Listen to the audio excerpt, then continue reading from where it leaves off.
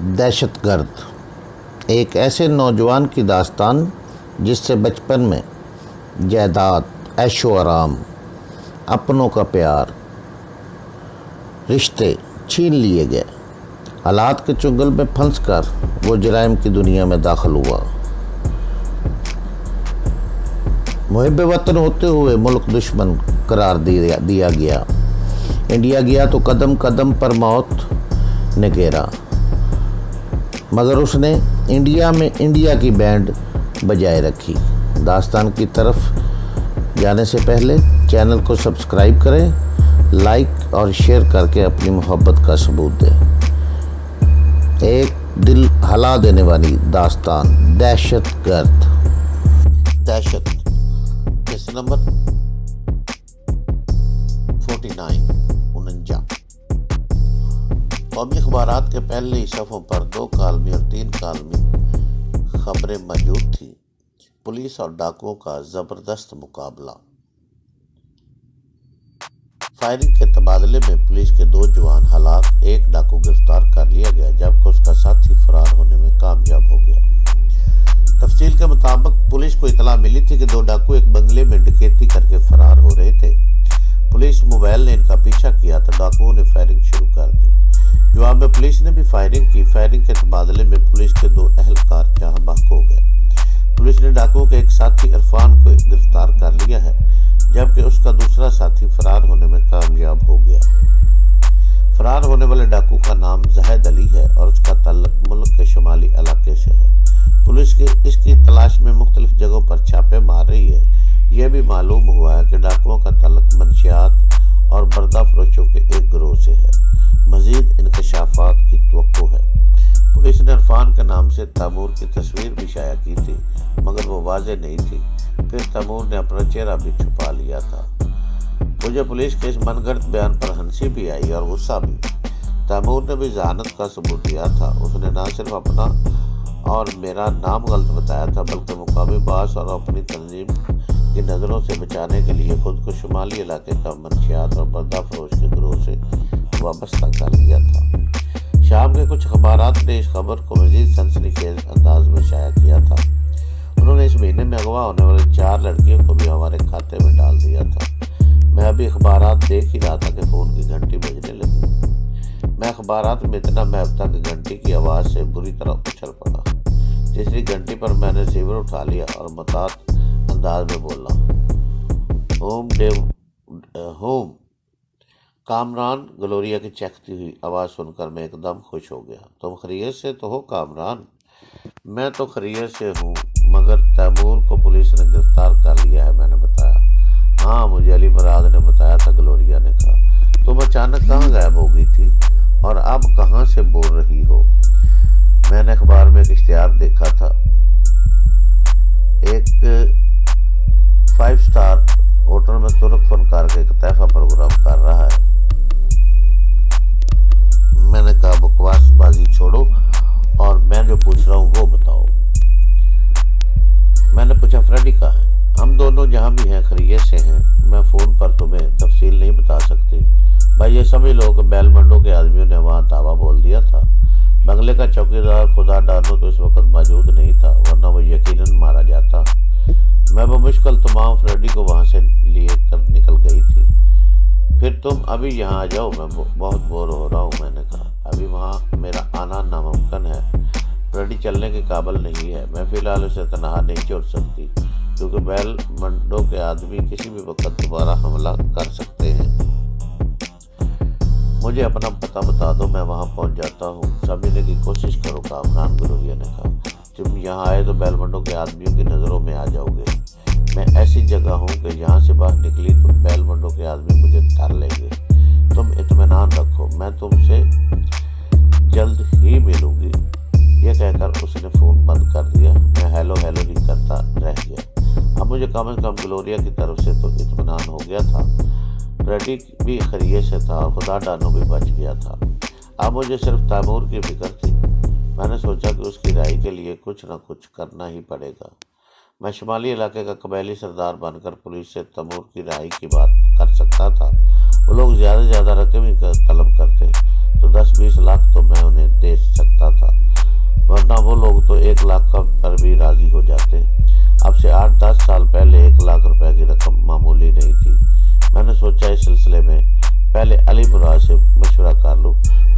کیا کہتا ہے۔ پھر میں نے خود ہی اپنے خیال کو مسترد کر دیا۔ میں بڑے سائی کو اس سلسلے میں انوالو نہیں کرنا چاہتا تھا۔ علی مراد کو ملوث کرنے کا مطلب تھا بڑے سائی کو انوالو کرنا۔ میری سمجھ میں نہیں آ رہا تھا کہ مجھے کیا کرنا چاہیے۔ پھر میں نے سوچا کہ تھوڑی سی تفریح کر کے ذہن کو ہلکا پھلکا کر لوں تاکہ ذہنی کشیدگی میں کمی واقع ہو۔ پھر میں واقعی یہ دیکھ کر حیران رہ گیا کہ ایک اخبار میں اشتہار تھا کہ 5 اسٹار ہوٹل میں ترک فنکاروں کا ایک طائفہ پروگرام کر رہا ہے۔ وہ رنگا رنگ پروگرام تھا، اس میں بیلے ڈانس بھی تھا، میجک شو بھی تھا، جمناسٹک کے کرتب بھی تھے اور موسیقی بھی۔ میں نے وہیں جانے کا ارادہ کر لیا۔ تیار تو میں پہلے ہی تھا، بس باہر نکلنے سے پہلے کپڑوں پر ایک مرتبہ پرفیوم اسپرے کیا تھا اور باہر نکل آیا۔ مجھے ہنسی بھی آئی کہ میں نے یوں ہی گلوریا کو جھڑک دیا تھا۔ میں ہوٹل پہنچا تو وہاں رنگ و نور کی ایک دنیا آباد تھی۔ ایک عرصے کے بعد میں ایسی جگہ گیا تھا، اس لیے مجھے بہت اچھا لگ رہا تھا۔ پروگرام ڈنر کے بعد شروع ہونے والا تھا۔ اس سے پہلے ویٹر نے مجھے ڈرنک کے بارے میں پوچھا تھا، مگر میں نے صرف اورنج جوس پر اتفاق کیا تھا۔ میں کسی پبلک مقام پر ہمیشہ ہوش و حواس میں رہتا تھا۔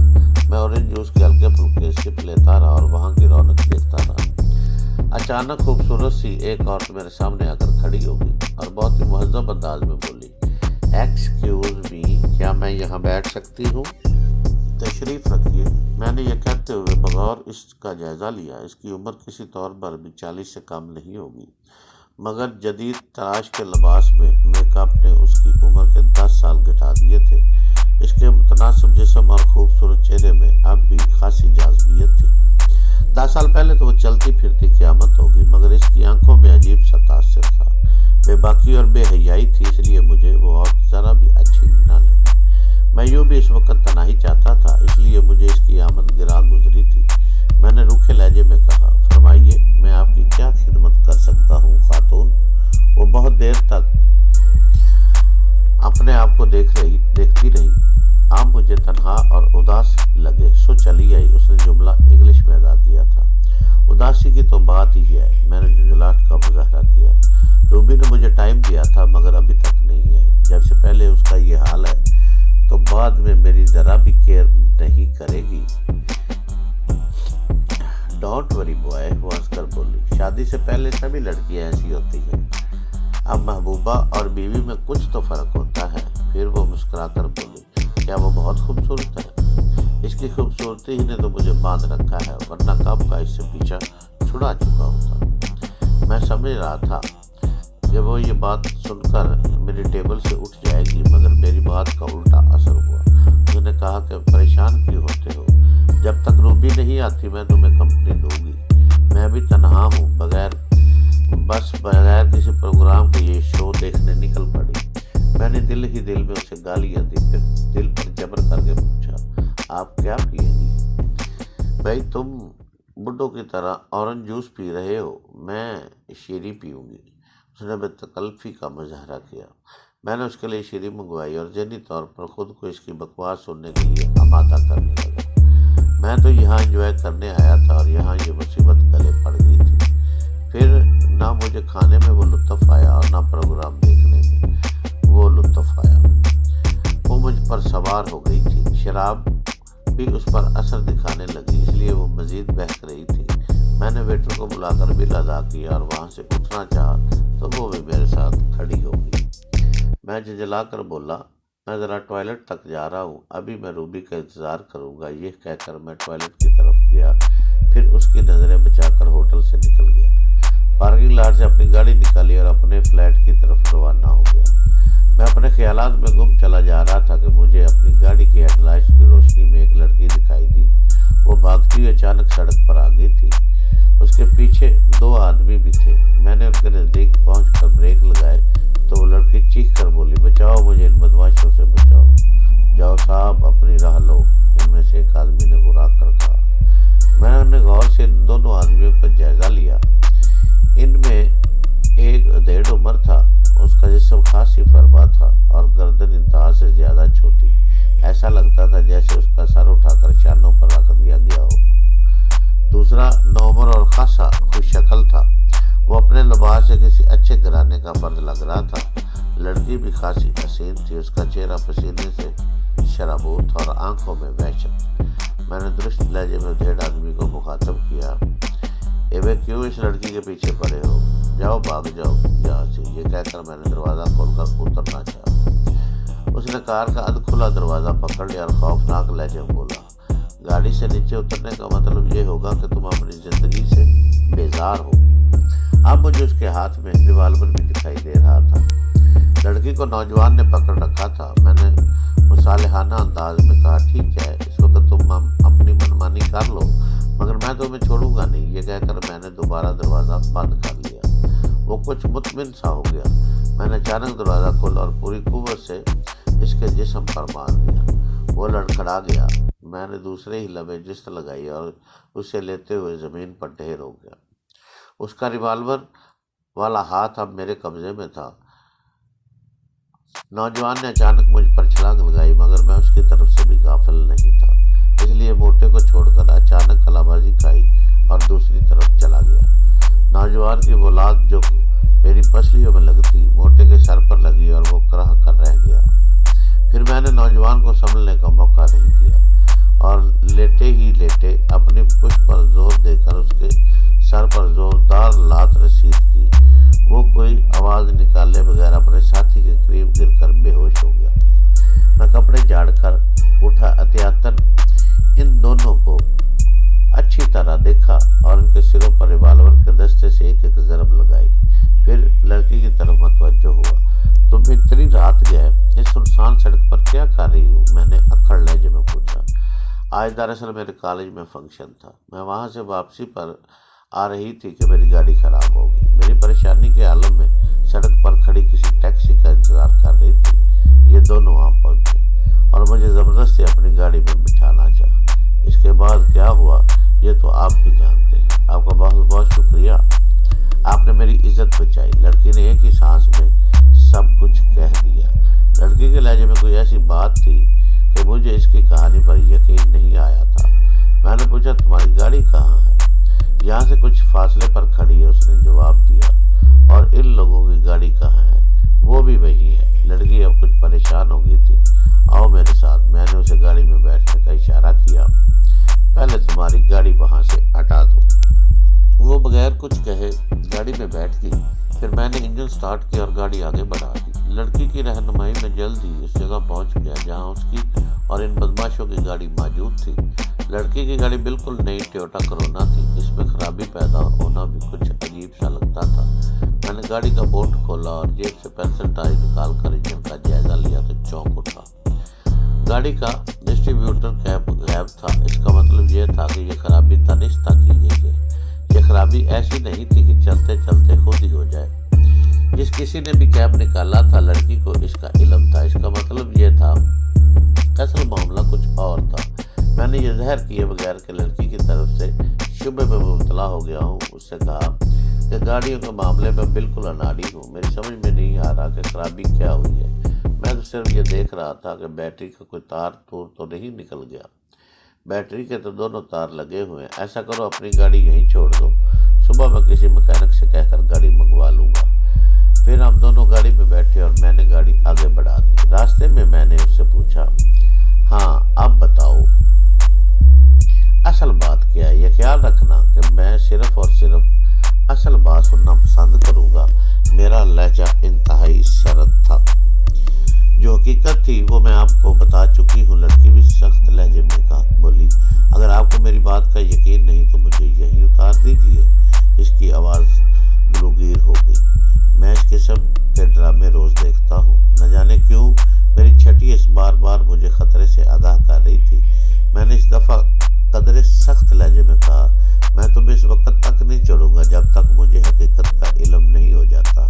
پھر میں نے کچھ سوچ کر کہا، مجھے اپنے باپ کا نام بتاؤ تاکہ میں تمہیں وہاں چھوڑ آؤں۔ میری بات پر لڑکی کچھ گھبرا سی گئی، مگر دوسرے ہی لمحے سنبھل کر بولی، آپ نے گنڈوں سے مجھے بچایا، آپ کا بہت بہت احسان ہے میرے اوپر۔ اب ایک احسان اور کیجیے، مجھے اسی جگہ ڈراپ کر دیجیے جہاں سے مجھے بآسانی کوئی سواری مل جائے۔ میں نہیں چاہتی کہ کل کے اخبار میں میرے نام کے ساتھ ساتھ میرے باعزت باپ کا نام بھی شائع ہو۔ سارا شہر انہیں جانتا ہے، پھر اخبار والوں سے اللہ بچائے، وہ اس واقعے کو نہ جانے کیا رنگ دے۔ میں اس کی ہٹ گرمی پر جھنجھلا گیا اور بولا ٹھیک ہے، ابھی میں تمہیں اپنے فلیٹ میں لیے چلتا ہوں، صبح دیکھا جائے گا کہ میں تمہارے لیے کیا کر سکتا ہوں۔ تم ہوش میں تو ہو؟ لڑکی آپ سے تم پر آ گئی، میرے ایک اشارے پر تم حوالات میں ہو گے اور ضمانت بھی نامزدگی۔ مائی ڈیئر، میری بات غور سے سنو، میں نے طنزی انداز میں کہا۔